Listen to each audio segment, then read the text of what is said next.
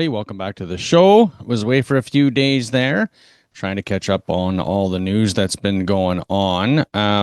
As you probably saw, the AFN meeting is with the feds. So everybody's having the big round table with the government to pose their questions and voice their concerns. One of the things I saw that was of interest, of course, was the First Nations had put forward a resolution, I guess, took a vote in unanimous support for the federal government to withdraw from its pipeline deal with Alberta. So if you haven't been following, of course, the feds and Alberta want to push the pipeline through to the coast.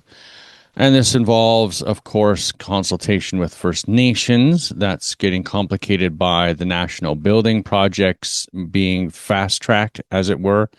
So a very condensed, or would seem condensed, process for getting these projects pushed through. Now, because this is an actual oil pipeline, not a natural gas pipeline, you can imagine the people in BC have big concerns about that, as coastal oil pipelines have not had a great environmental track record in history. So that is of concern.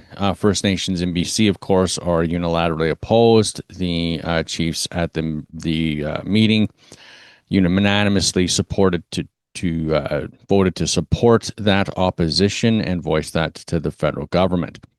That's not really a big surprise on that front. But as a counterpoint, another piece of news I saw was the Métis settlements are looking at the expansion of the federal funds program for loans for Indigenous-led initiatives as an opportunity to possibly get a stake in said pipeline project.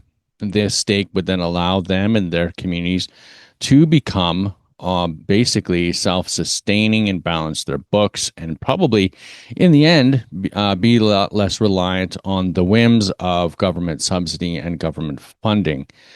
So this again is an interesting thing. I think energy development is always going to be a contentious issue.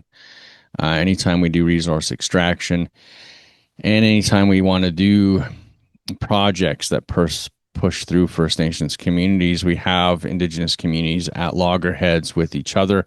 That, of course, is nothing new. You didn't need colonialism to have First Nations communities in standoff with each other. That's historically not a new concept. But with the colonial government, funds involved, and resource projects being pushed through, I think it is problematic. It is a complicated conversation when you have communities like the settlements, completely dependent on funding from the government, having an opportunity to get out from that model and expand and provide for their communities through projects like this, provide them with a real opportunity for betterment and some stability. At the same time, how do you balance that against resource development and resource extraction and the potential, not realized potential, harm to the environment? You know, we can talk about, should we be extracting oil and fossil fuels at all? I think that it's kind of an interesting conversation when almost 98% of every solar panel is made out of a petrochemical.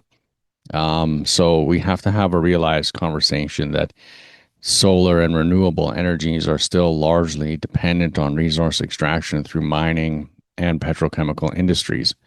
So now we can have a conversation, I think, largely on how we develop that. I think historically, mining and oil companies in Canada have a very poor track record, whether we talk about slurry spills from mining or we talk about the abandoned well programs here in Alberta and the lack of accountability to oil companies and these things. Saying that you can do zero resource extraction and somehow have First Nations communities be able to support themselves independent of the federal government puts them over a barrel when they're constantly dependent on having their community supported with those dollars. As you can see, the federal government is not a responsible partner when we bring in issues like drinking water.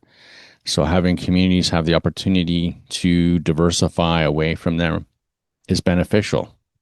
it's sad that, again, the only way to diversify away from there is with the resource extraction projects that are going to be pushed through.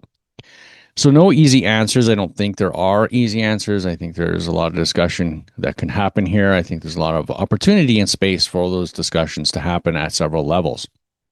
Anyway, that's what I saw for the news today. Hope you're having a great day. Thanks for tuning in. If you can hit the like and subscribe, that sure helps us beat the algorithm. As always, if you can share the program, or if you want to help sponsor the show with our Buy a Coffee program, that would be ever so helpful.